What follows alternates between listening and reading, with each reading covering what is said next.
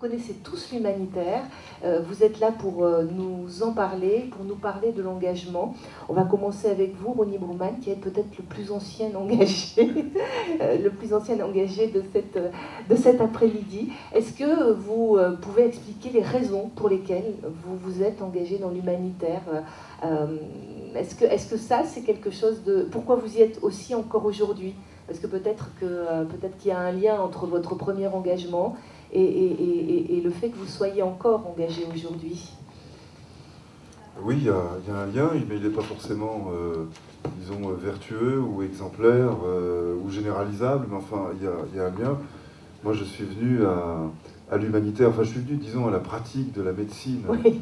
Non lucrative, parce que c'était pas sous l'étiquette humanitaire que ça se passait. J'ai pas du tout, je revendique tout à fait le mot humanitaire, mais c'est simplement parce que dans les années 70, enfin en 77, quand je suis parti pour la première fois, le mot humanitaire n'était pas du tout présent, il existait, mais enfin il n'était pas employé. Toujours est-il que moi, ce qui m'a attiré, c'est à la fois la pratique de mon métier dans des circonstances où je le trouvais plus utile, plus gratifiant, plus nécessaire, et puis aussi la curiosité pour des pays qui appartenaient à un vaste ensemble, le tiers-monde, dont je ne connaissais que, disons, les noms propres, quoi. Mais je ne connaissais rien de ce qui s'y passait, et ça m'intéressait beaucoup. Donc je me suis retrouvé d'abord en Afrique de l'Ouest, puis à Djibouti, mais ça aurait pu être ailleurs. Quoi qu'il en soit, j'ai commencé, disons, par curiosité, j'ai poursuivi parce que vraiment je m'y suis beaucoup plu, que à la fois les contacts, l'ambiance, le travail, tout m'a plu. Ouais. Donc j'y suis resté, et j'y suis plus de 30 ans plus tard, j'y suis encore, parce que j'y rencontre beaucoup de gens que je trouve sympathiques, enfin, des gens avec qui j'aime travailler, et puis parce que je persiste à considérer qu'on se rend utile et qu'on fait quelque chose qui parfois, je connais le travail de Amina Yala, j'approuve beaucoup de choses, beaucoup des critiques ou des réserves ou des remarques, enfin des analyses qu'elle formule, mais avec tout cela, ça reste tout de même un engagement très, très gratifiant, très constructif. Vous commencez votre ouvrage par ces mots, et je les ai trouvés assez édifiants. Vous dites se sentir utile, c'est l'essentiel. C'est comme si finalement, vous auriez pu commencer et finir votre livre ainsi. Se sentir utile, c'est l'essentiel. C'est vraiment l'essentiel de cet engagement, de l'engagement de toute votre vie finalement, parce que ça a été dès la fin de vos études que vous vous êtes engagé. Oui, enfin, je ne suis pas non plus un samaritain, il y a bien autre chose qui me guide dans la vie que ça. Mais bon, ce sentiment-là, aussi, je le trouve important. Enfin, je le trouve. Enfin, c'est quand même comme la majorité de mes contemporains, l'idée que quand on a terminé sa journée, sa semaine ou son année, on se retourne en se disant bon, j'ai servi à quelque chose, c'est gratifiant, c'est un plaisir. Vous pensez que c'est la majorité de ses contemporains, vous, ça? Enfin, la majorité des gens que je rencontre, en tout cas, oui. Ouais. Vous aviez une autre vie avant, Stéphanie. Pourquoi vous avez choisi de vous engager un jour, de changer de vie, et puis pareil, de vous engager? Donc vous, c'est Action contre la faim. Pourquoi est-ce que vous avez choisi cet engagement? Pour quelle raison? Alors pour rebondir sur ce qui vient d'être dit, je pense qu'il y a des gens, et j'en faisais partie pendant une période, qui ne travaillent pas forcément pour être utiles. En tout cas, ils ne cherchent pas une carrière dans laquelle ils sont utiles. Je ne suis pas sûre d'avoir été... Enfin, si, j'étais utile, je travaillais en bande d'affaires, mais certainement pas dans la même mesure que ce que j'ai pu faire après. On travaille aussi parfois pour soi, pour un plaisir intellectuel, pour réussir sa vie d'un point de vue financier, d'un point de vue social. Moi, je pense qu'il y a plein de dimensions comme ça qui ne sont pas forcément exactement celles de l'humanitaire. L'humanitaire a une dimension supplémentaire.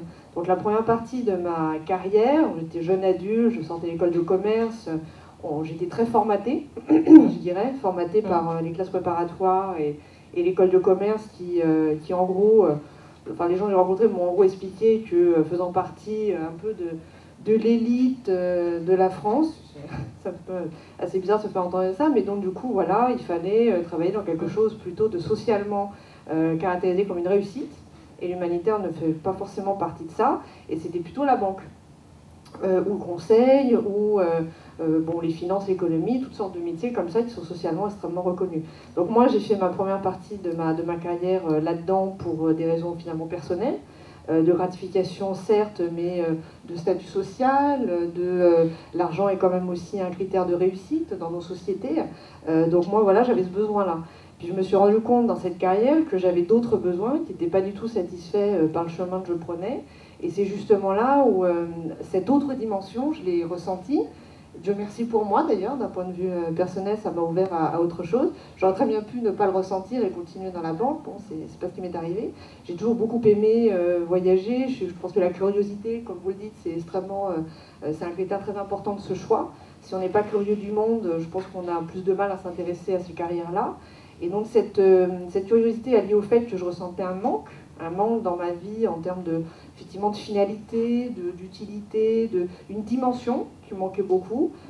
J'étais très finalement centrée sur moi-même, sur ma réussite personnelle, et il y a un moment donné où j'ai plus eu envie d'être utile, c'est là où on se tourne vers les autres finalement. Et c'est à ce moment-là que je me suis dit, si je ne le fais pas maintenant, alors que j'ai décidé d'arrêter la vente d'affaires, donc je suis partie après 10 ans, et j'avais pas d'enfants, j'avais pas d'engagement, j'étais libre, j'avais 10 ans d'expérience derrière moi, donc je pouvais peut-être être utile dans certains domaines. Si je le fais pas maintenant, en fait, je le ferai sans doute jamais. Et donc j'ai postulé pour partir, effectivement sans me rendre vraiment compte de ce dans quoi je m'engageais, surtout quand on m'a expliqué que j'allais partir au Darfour. Je pense que là j'ai eu un petit moment d'inconscience qui a été assez, finalement, qui s'est révélé être une expérience extraordinaire, mais c'est vrai qu'à posteriori, je me souviens de la réaction de ma mère quand je suis partie, qui était en pleurs. Maintenant que j'ai un enfant, je vois bien ce qu'elle a ressenti. Il y avait un bon niveau d'inconscience, parce que je suis partie dans une région du monde extrêmement dangereuse. Bon, il y avait à peu près tous les soucis possibles au Darfour en termes de climat, de sécheresse, de maladies, de conflits armés, de lois religieuses qui étaient la charia, qui impliquait énormément de restrictions. Donc je suis partie de manière inconsciente. Je pense que c'est un peu nécessaire aussi. La conscience, oui, ouais. De pas complètement se borner aux risques, je le comprends, mais les prendre quand même, même si effectivement, si on ne prend pas de risques, si on ne traverse jamais la rue, on ne risque pas de se faire renverser. Sur le même principe, voilà, j'ai pris des risques, mais c'est vrai qu'heureusement, je ne me rendais pas trop compte. Et puis cet engagement, parce qu'il y a une dimension par rapport aux autres carrières, c'est bien l'engagement. C'est un mot très important. On s'engage dans sa carrière peut-être, mais l'humanitaire, on s'engage d'un point de vue émotionnel et personnel, on s'engage plus que ça. Donc moi, je suis partie là-dedans par manque dans ma vie en général, besoin de faire autre chose. Et puis une fois que l'opportunité était là, il faut sauter le pas. Je pense que c'est peut-être ça le plus dur. De sauter le pas ? De sauter le pas, de le faire vraiment, parce qu'on pense le faire, on se dit je vais le faire, je vais le faire, je vais le faire. Plus tard, pas maintenant, je vais finir mes études, puis d'abord je vais travailler là, faire des économies, puis après je vais me marier, je vais avoir des enfants. Enfin, c'est jamais le bon moment. Donc à un moment donné, il faut se dire, bon ben là, j'ai plus tellement d'excuses, donc il faut sauter le pas. Je pense que quand on est médecin, c'est plus facile de sauter le pas. Voilà, on s'est déjà engagé dans un métier qui est tourné vers les autres, donc c'est peut-être un tout petit peu plus naturel que quand on travaille dans le privé, où au départ, on n'a pas mis sa vie à disposition des autres. Au départ, on l'a plutôt mis au service de soi. Donc c'est ce changement-là qui est peut-être pas facile.